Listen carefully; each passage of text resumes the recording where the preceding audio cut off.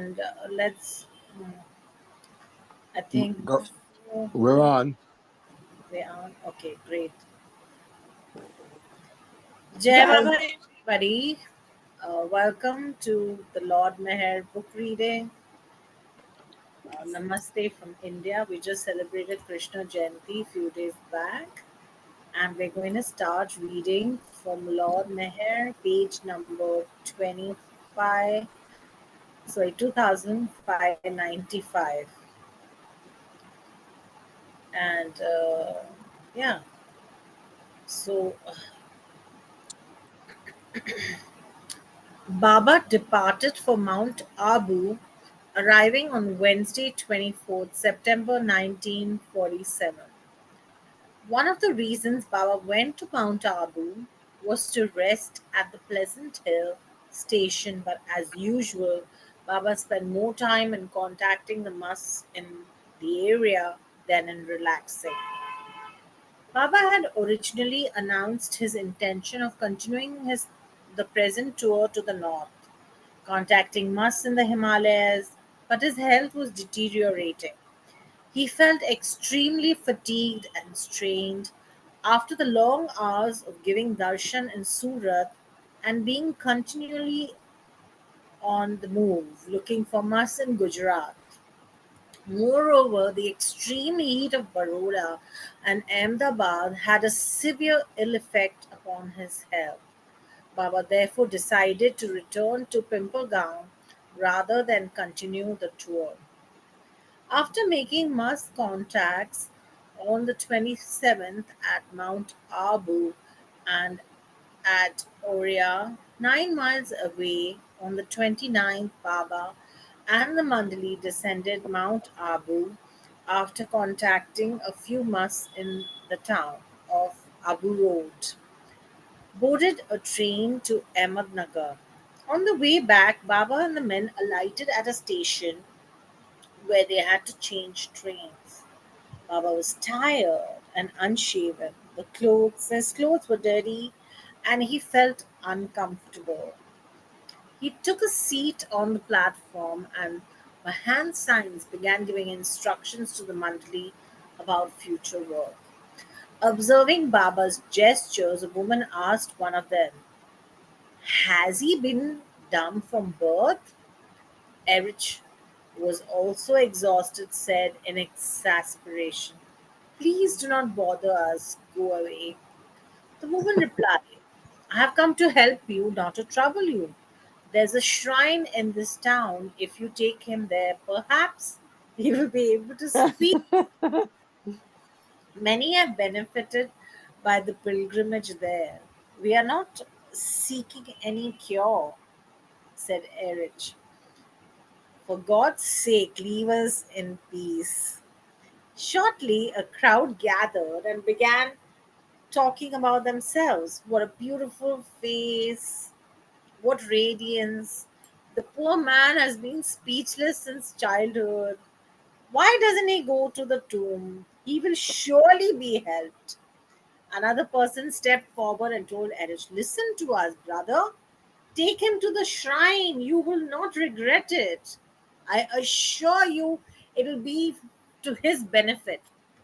Erich protested, "We have to catch the train." "And you still have time," the man assured them. "The shrine is very near. You will be back in time." Baba gestured to Eric. "It's better we go to the shrine to get rid of them once and for all."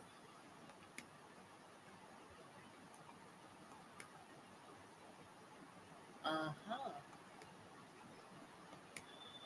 All right. So Erich asked, "Where is the shrine? We'll come with you and show you," they volunteered. "Please, kindly, just show us the way. We do not want you to come with us," Erich told them. After receiving the address, Baba proceeded toward the Muslim Dargah with Erich and Pandu, leaving Baidul on the platform to guard the luggage. The crowd was gratified. Age ironically noted, "He who speaks innumerable languages through innumerable tongues was paying homage at a shrine to regain his speech. What a divine Leela! Those at the train station were fortunate to be so attracted to Baba and persistent in their request, even though Baba was inconvenienced by their good intentions.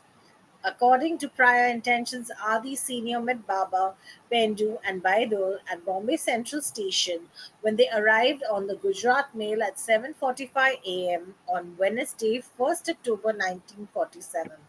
Baba refreshed himself at Meherji's and was then driven to Pune, where he had lunch at Brinda House. Eric stayed there, and Adi drove Baba to Pimpalgaon. Even though Baba's health was not quite normal, he continued to take the women to early morning matinees at Saroj Cinema.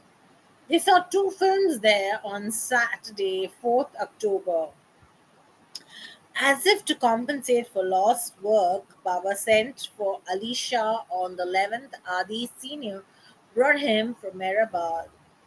He was taken back the same day, but he would be brought daily for the next 3 days until the 14th for Baba to continue his work with him every morning from 8 a.m. to 9 a.m. Dawn, who was concentrating on finishing the Wayfarers, would sometimes ask Baba to clarify certain points, but only whenever Baba could spare a little time. The problem was Baba could hardly ever spare any time. He was still so completely immersed in his must work in answering correspondence and generally supervising matters at the Pimpalgaon and at Meherabad. Then the Dawn review the entire manuscript, making corrections and additions where necessary.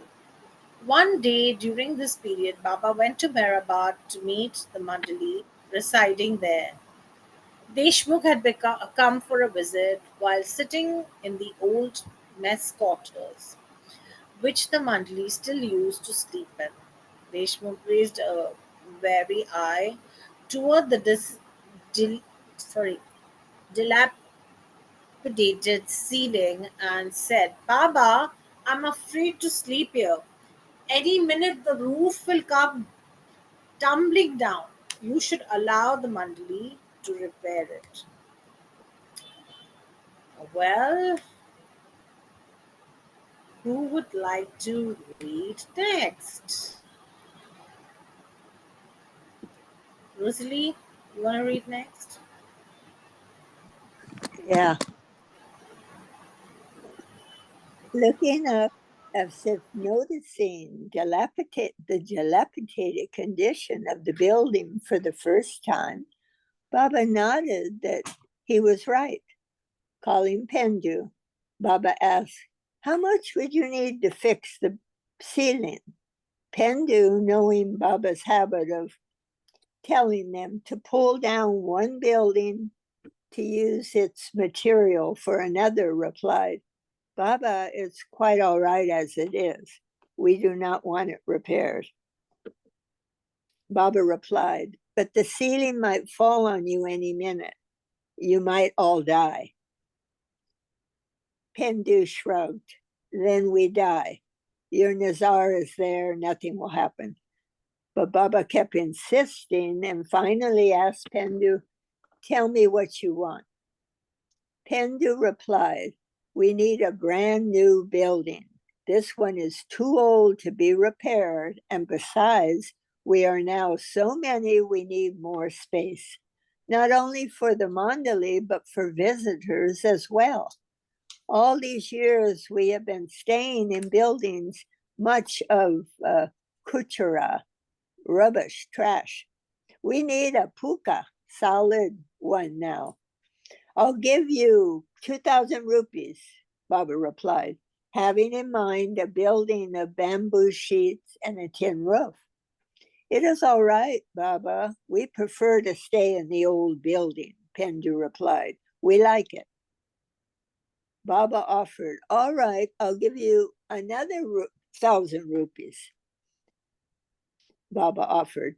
Pendu kept saying no until Baba sanctioned 10,000 rupees for the work. A plan for a new hall at Marabad was drawn up by Pendu, Padri, and Kalimama. It was to be quite large, 126 feet in length by 40 feet in width, and Baba gave his approval.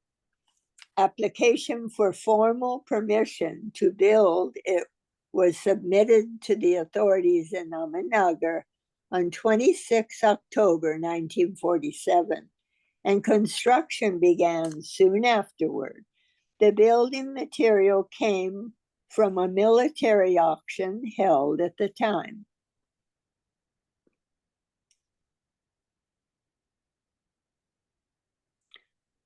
Baba again decided to go on a must tour and left on Thursday, 16 October 1947, accompanied by Erich and Gustaji. They went with Adi Sr. by car to Bombay via Pune, where Jalbai joined them. They arrived in Bombay early, so they took a stroll on the seaside and then drove to Bombay Central, where Baidu had made all the reservations.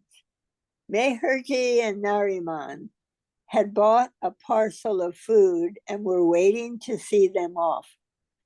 At 7 p.m., they boarded a train to Ajmer, arriving there on the evening of the 17th. During one train journey in Bombay, again Meherji offered to pay for first-class tickets for Baba's journey. Baba asked, can you afford it?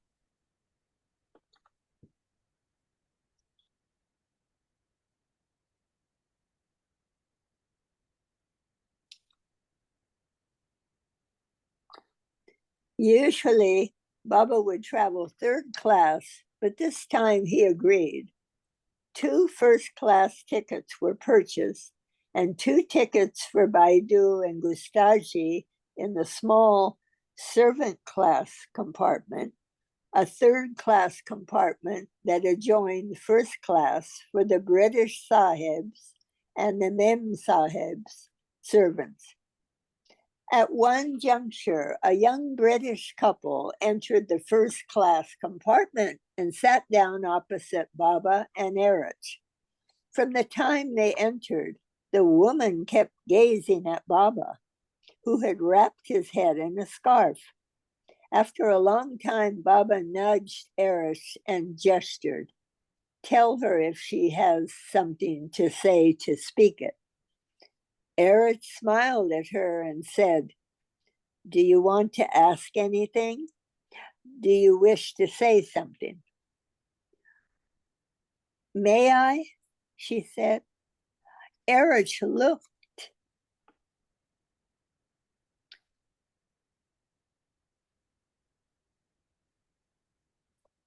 Wait. Erich looked at Baba, who gestured, yes, go ahead. Without knowing to whom she was talking, she began. I do not know why I am saying this to you, but I want to ask you something. Baba encouraged her, yes, speak up. My husband is a government officer, and whenever he goes on tour, I accompany him. But there is just one distressful thing. While we are on tour going to distant places, wherever I go, snakes seem to follow me. And I am terrified of snakes. I just want to ask you, is there anything that will stop this? Baba gestured and spoke with Erich. Yes, I can tell you something for this. The woman asked, what should I do? What you should do is this. When you get to your town, go to the bazaar and buy a locket. Take a little eggshell and burn it to ashes. Then place a pinch of ashes in the locket and wear it all the time. That will keep away the snake. I need more words. Mona.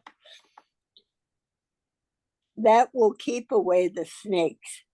The woman gratefully accepted this solution, and her husband also nodded indulgently. Erich now realized that Baba had only consented to travel first class, not for the sake of comfort, but to contact these young foreigners in whose share it was to meet him. In Ajmer, Baba contacted 11 musts in 2 days, including such luminaries as Socrates and Chacha. Baba sat with Chacha for 4 continuous hours during this visit. Chacha not only asked for tea numerous times, but also kept asking for water. 2 water carriers were hired just to keep him supplied. Chacha also ate 3 meals in Baba's presence. 8 very poor people in Ajmer were brought to Baba, and he gave each of them 1 rupee. Maybe Baba, well, somebody else should let read. me finish Ajmer. Baba left Ajmer on Tuesday, 21st October 1947, and arrived in Baroda at 4 o'clock the next morning. In Baroda, he worked with a seeker named Narayan and the 6-plane Mustang Badruddin Rafai Shah. When he contacted this saint, Baba gave him his own coat and even held it for him as Badruddin slipped it on. Okay. Mona, what did you want to do? Shall I pick up the reading? Yes, please, Marvin. Thank you. But his most interesting contact on the journey was the 5th plane must, Chambu Shah, who Baba had previously contacted in September. Baba went to him at his seat in Motiwada, Baroda's red light district. The must asked Baba for tea and cigarettes, which were immediately given to him. He then wanted a shirt and a lungai, long skirt-like cloth, to wear. When these were brought and handed to him, Chambu Shah took off all his clothes and presented them to Baba to wear. Chambu Shah then told Baba, "Come back tomorrow morning at 5." Baba actually wore the must's clothing sometime later that same day. On the morning of the 23rd, promptly at 5 o'clock, Baba with Erich, Vaidul, and Gustaji returned to the must. Chambu Shah was inside his house with the door locked. The Mandali knocked on the door, and Chambu Shah shouted out the window for them to wait on the veranda. They waited for more than an hour. Erich and Baidul repeatedly reminding the must, "You called us at 5 a.m., and it is now well past that hour." At last, the must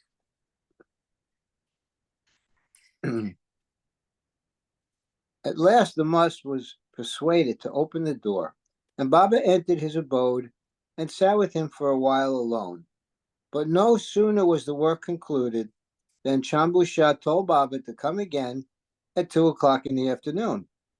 This Baba did and contacted him as before. The episode, however, did not end there.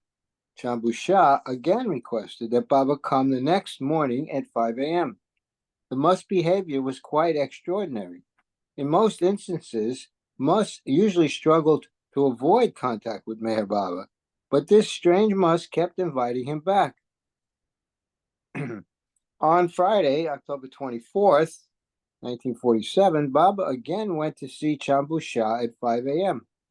After this contact, the must again requested Baba to be at his house at 2 p.m. When the afternoon session was finished, Chambu Shah told Baba to return the next morning again at 5 and bring a long bandi jacket and another coat for him. The jacket was purchased, and Baba borrowed one of the Mandali's coats and presented these to Chambu Shah the next morning. Yet again, the must requested of Baba, come back at 2 this afternoon. This had now been occurring for 3 days, and Baba had completed his work with the must. Baidu was ordered to tell him, the Sahib, Baba, now must leave Baroda. Please allow him to go. But the must stubbornly insisted that he come back. Thus again, at 2 p.m. on the 25th, Baba went back to Chambu Shah's abode for the 7th time. After this meeting, before the must could invite him back again, Baba directed Erich to go to his room and tell him that Sahib's work here is through and he must leave now as he has other work to attend to. The must replied, give my greetings to Sahib. Tell him the work is finished and ask him to give my regards to the ladies, the women mandali. Baba was standing on the veranda listening to the conversation. Chambu Shah handed Erich the bandi jacket, lungai, coat, and several packs of cigarettes and matches that had been given to him by Baba. Unwinding a dirty turban from his head, he gave that to Erich also. Give the turban, matches, and cigarettes to Saheb, he directed Erich, and return the coat, jacket, and lungai to whom they belong. Chambu Shah entered with these cryptic words. Vilayat is finished. Hindustan, India is finished. The whole world is finished. Scroll. According to his wish, the bandi jacket and lungi were returned to the shopkeeper from whom they had been purchased, and he refunded half the amount. The rest of the things Baba kept with him as an invaluable treasure and reminder of Chambu Shah's unceasing hospitality. And we have a footnote.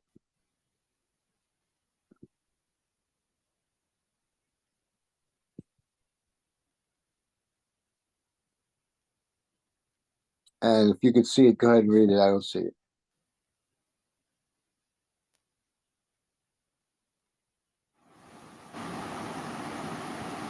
Can you hear me, Marvin? Yeah, it's a little noisy. Okay, that's better. If you can see, then you can read. I don't see anything. Okay, let me read then. As mentioned, Meher Baba was very careful in preserving those things given to him by any mast. Everything presented to him was stored in separate trunks, now preserved at Upper Mehrabad. You may continue, please. Thank you. In Baroda, on Sunday, the 26th of October, Baba had 14 very poor people brought to him in the morning, and each was given a 1 rupee coin. In the evening of the same day, 16 more poor persons were brought, and after contacting them, Baba gave each of them 1 rupee as his prasad. On October 28th, Baba left Baroda for Ahmedabad, where he worked with 4 musts, Siddiq Badshah, Bundle Shah, and Majnun Shah in Ahmedabad, and an old must named Arab Shah, who was found sitting on the pavement near the Parsi Dharamshala in Ahmedabad. Baba later described this must as one of the most interesting he had ever seen. You want to read that footnote? Yeah.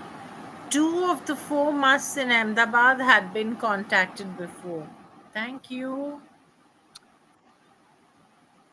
That's it. Well, not okay, but one of the most interesting he had ever seen. Well, not actually seen by Baba, for the must was sitting under a gunny sack as if hiding. In fact, no one ever remembered seeing this must's face. Whenever food was brought to Arab Shah, it would be slipped under the sack. For years, he had seated in the same position on the pavement, and the local people said he never lay down. Baba contacted him at night and handed him sweets to eat under the cloth. Early the next morning, Baba went back to contact Arab Shah and handed him hot tea under the cloth. Baba and the Mandali spent the night at the railway station, as they were to leave early the following morning. Here, a memorable incident took place. Baba and the men would always carry their bedding rolls with them, and at the station they spread them out on the ground at the end of the stone platform. One of the Mandali was to keep awake on night watch, but that night the sentry must have been feeling drowsy, because all of a sudden Baba started shaking Erich awake. Erich awoke, startled. "What's the matter?" Baba pointed to a man sleeping beside them. The man had slipped under their blanket and was effectively using it to hide himself. Erich shook him and asked, "Who are you?" But as soon as Erich touched him, the man jumped up and ran away. When he did, the police were heard loudly blowing their whistles and chasing after him. The man was a thief and had slipped in between them, seeking to disappear from the police.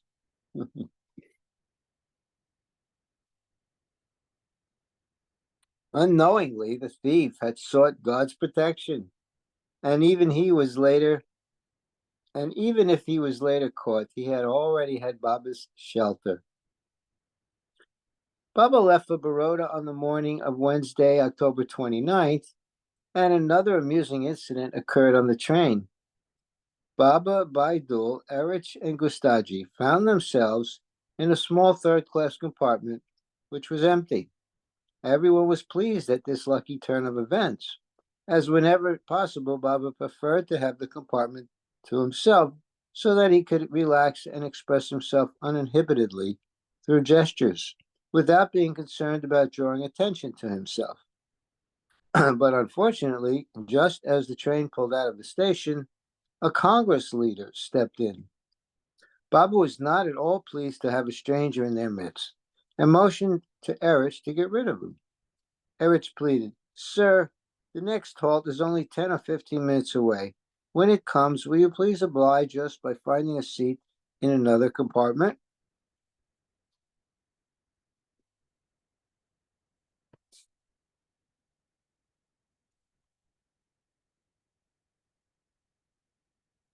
The train is not crowded, and we would prefer to be alone. We are traveling a long distance and are tired. "Why is this compartment reserved?" he asked. "Why? Is this compartment reserved?" "No, it is not," Erich replied. "But we prefer to spread out, and you will be equally comfortable in another compartment." The man became arrogant and rude and began arguing loudly, refusing to move. Baba signaled, "Stop arguing with him. Just observe silence, talk with each other through signs, and laugh uproariously. If he asks you anything, ignore him." Gustaji, who was under orders not to converse in sign language while traveling to avoid attracting attention, was now freed of this long-standing restriction, and he plunged into animated, quote, conversation, unquote. Baidul and Erich were familiar with his signs, and they also began using them and laughing loudly. The politician looked puzzled and asked Erich, "Where are you going?" Erich looked at him and turned away without replying. He asked Baidul, and he too turned his face. "Where do you live?" the man questioned, but no one paid any attention to him, and they kept up their sign language among themselves. At the next stop, probably thinking he was in the midst of a bunch of lunatics, the man rose to leave the compartment and summoned the coolie to remove his luggage. Baba gestured to Erich to shake his hand, thank him, and help him out. So Erich got up and helped the man down with his trunks and bid him farewell with a thank you. They settled back to resume their journey in privacy, and Baba remarked, "Serves him right." Returning to Baroda, Baba stayed at the Dak bungalow. He instructed Baba Das. As instructed, Baba Das arrived the next day, 30th of October, with Ali Shah. Baba worked with him for 4 days, sitting with him twice a day for several hours. On Sunday, November 2nd, Ali Shah was sent back to Meherabad. Baba left Baroda that same day and arrived in Palghar. After several days of searching, Baba could not find any musts there, and so left on the 5th, returning to Bombay that night. Ali Sr. had been informed to meet them and drive them to Pune, but he was misinformed about their train's arrival and went to see a movie. By the time Erich found him, Baba was so upset he practically wanted to beat me, Adi wrote in his diary. They left immediately for Pune and reached at 2 a.m. They slept at Baba's house and went to Bindra House the next morning, where Dr. Ghani and his son Hamid met Baba. Thanks, Marvin. Vijay, would you like to read?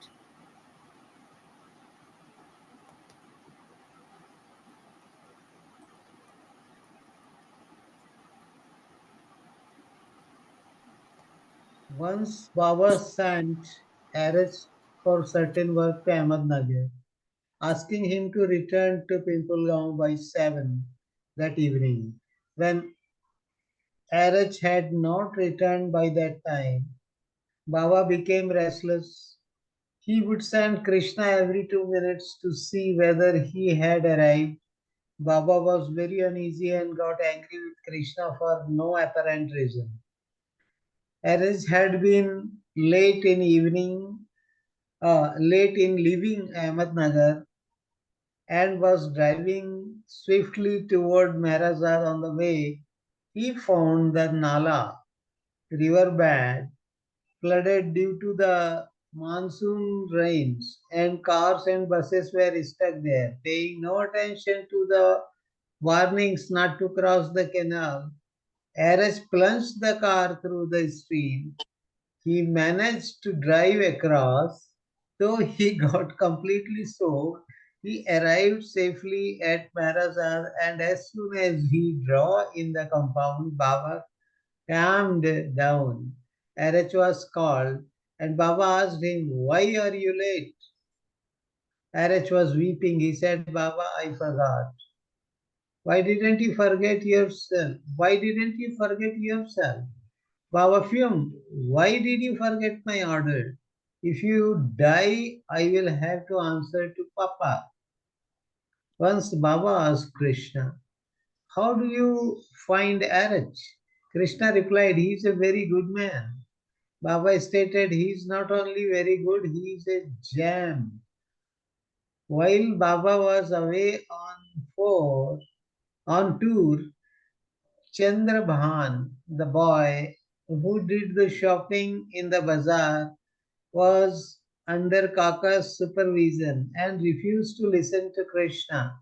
Foregoing sleep to do night duty, Krishna sometimes would be in an irritable. Can you increase the font little bit, Mona?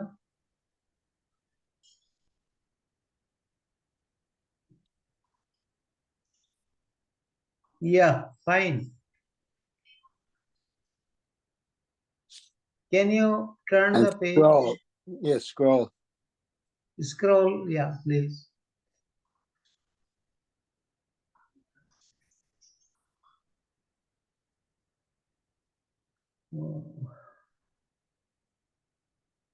While Baba was away on tour, Baba scolded. Okay,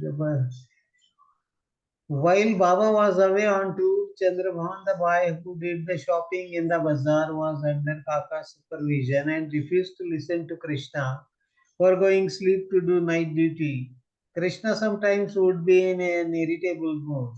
When Baba returned from his journey, he was displeased to learn that in his absence, Krishna had gotten angry at Chandrabhan and had struck the teenager. Baba scolded Krishna disapprovingly and said, "Now it is better that you go." Krishna sorrowfully agreed and left for his home in South India. Baba then appointed Chhagan to take over as night watchman. In the afternoon of 11th November 1947, Sarvesh Ramju, Pendu, Padri Vishnu and Adi Jr. came to see Baba. Other regular visitors included Nilu, Kale Mama, Baba Das and Amir. RH came from Pune for the day on the 17th and Savak, Pendu and Badul saw Baba that day also. Meru Damania had been sending Baba's food to Vimpelgaon every day with Adi Senior, but this was stopped from the 19th. Scroll, please.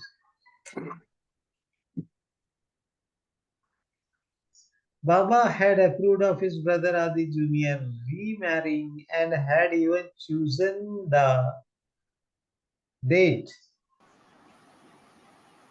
Accordingly, Adi Jr. was married to Sarvesh's niece, Freni, from Ahmednagar on Thursday, 20th November.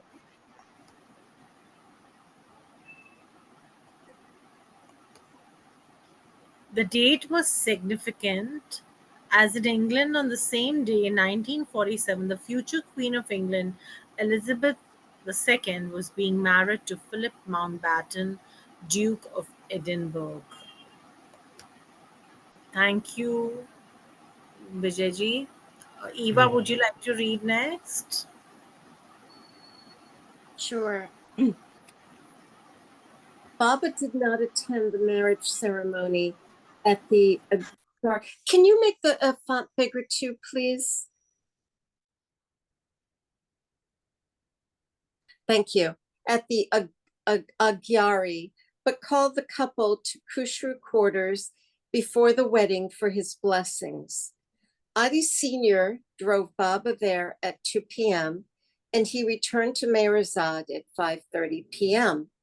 Near Pimplegun, 4 villagers were standing across the road with their hands raised to stop the car, which Adi did. They informed Baba that they were sincere seekers of the truth, and Baba permitted them darshan and called them to Mehrazad, where he gave each a banana. On 21, 22, and 27 November, Baba took the women to films at Sarosh Cinema. In September of 1947, Baba had discussed going into seclusion on one of the hills surrounding the Pimplegon property.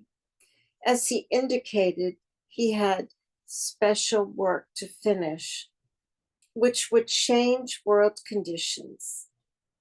After much discussion, the hill directly behind the ashram was chosen.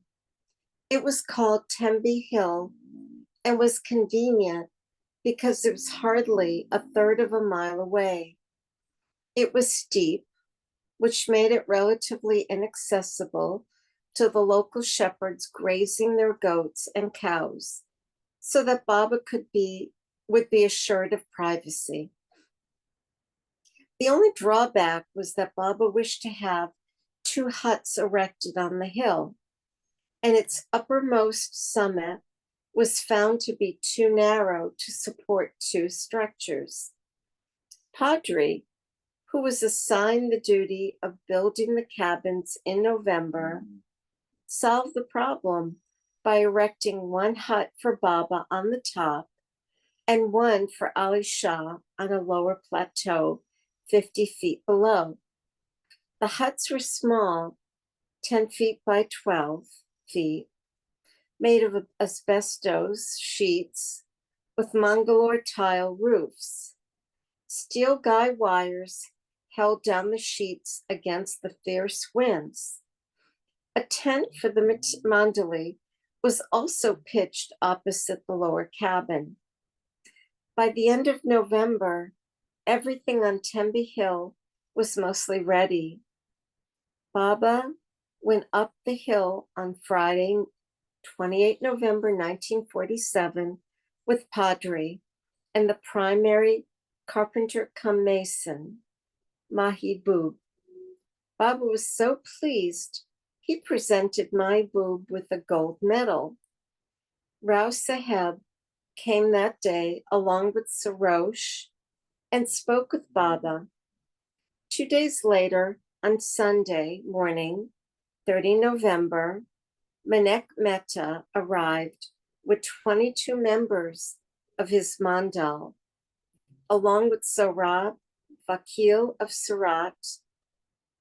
Baba had gone up the hill again to inspect the remaining work, and Don took the group there where they met Baba.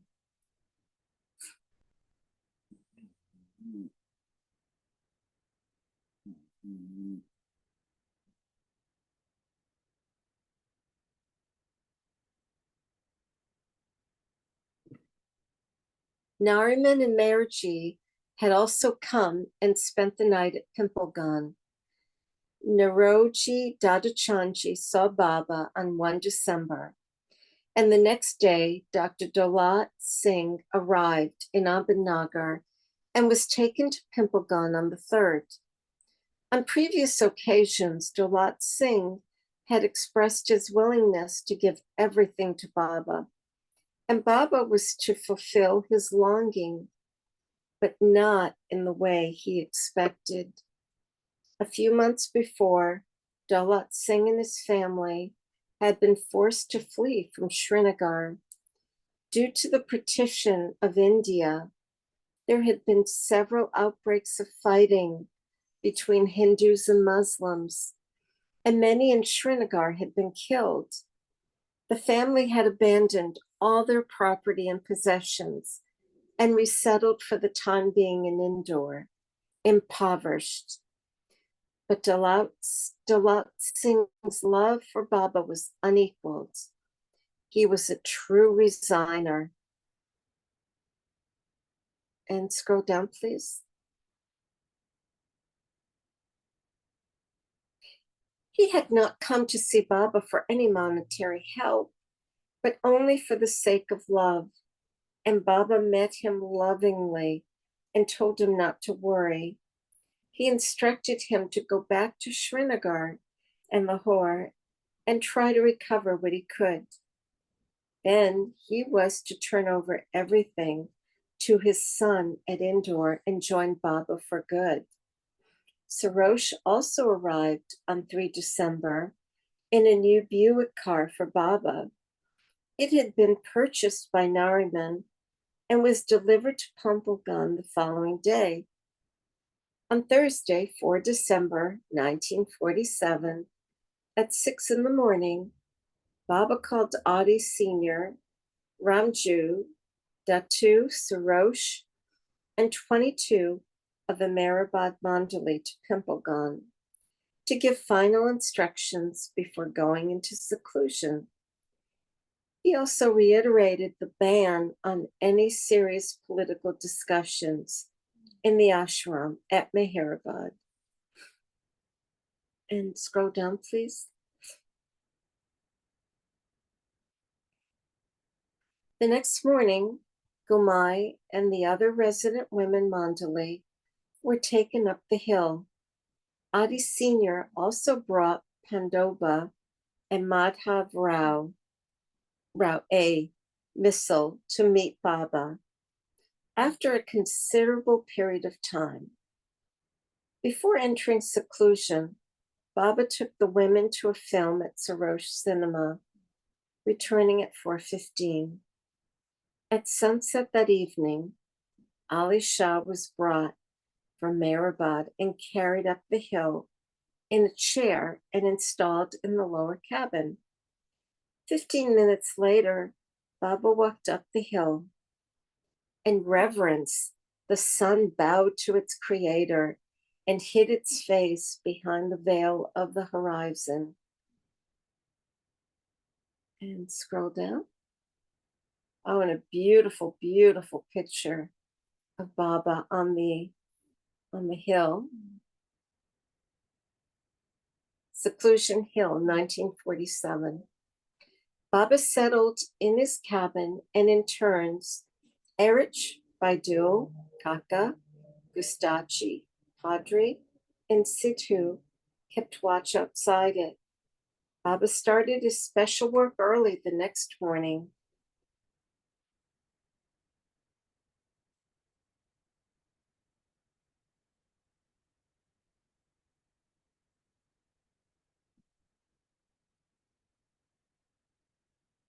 He worked with Ali Shah from 6 to 9 a.m. in the lower cabin, and the rest of the day and night was spent alone in seclusion in his cabin. Despite Baba's work on the hill, Adi Sr. came to Pimplegon every other day at 4 p.m. to receive instructions and deliver the mail, telegrams, and newspapers. When he came up the hill on 6 December, Baba told him to bring a gramophone and Quali records, which he wished to listen to. These were delivered 3 days later. Baba later remarked to Adi Sr., listening to good Quali music keeps my mind steady when burdened with spiritual work. Sarosh, too, was given permission to visit when convenient due to the constraints of his business commitments. And footnote.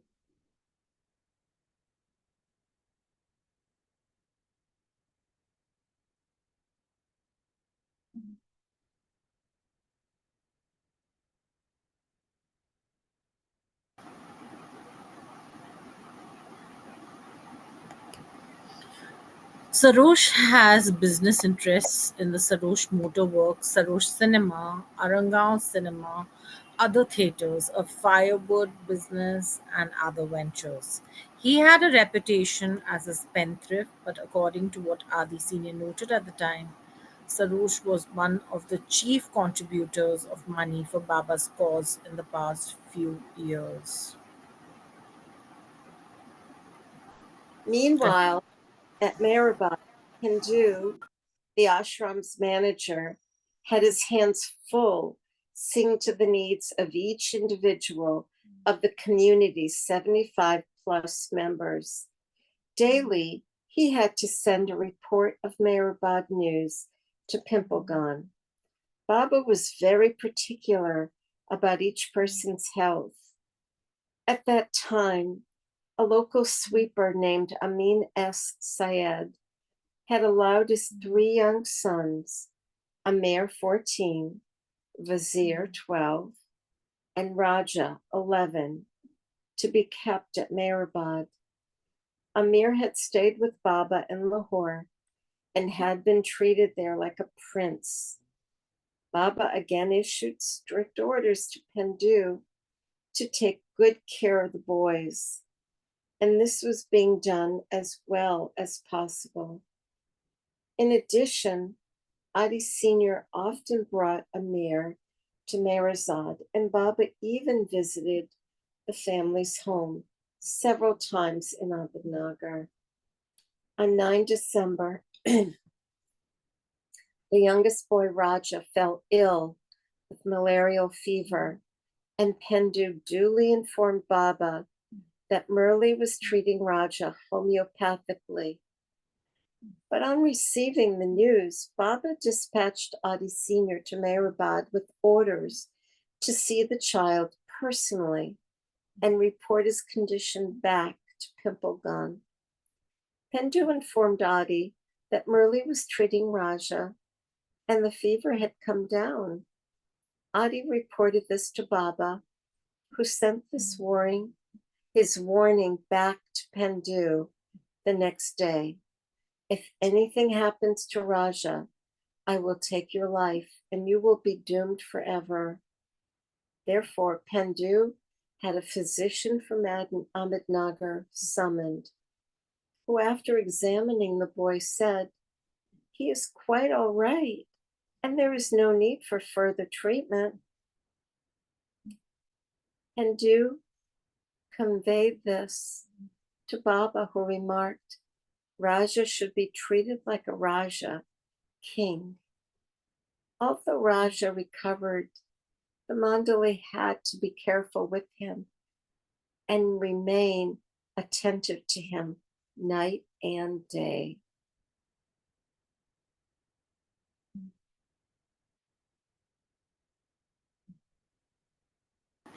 Shall we end it here, on page 2606 and start on 607 to next week?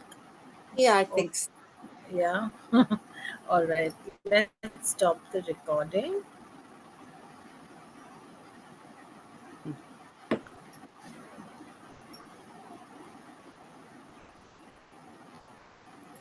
Let me stop it.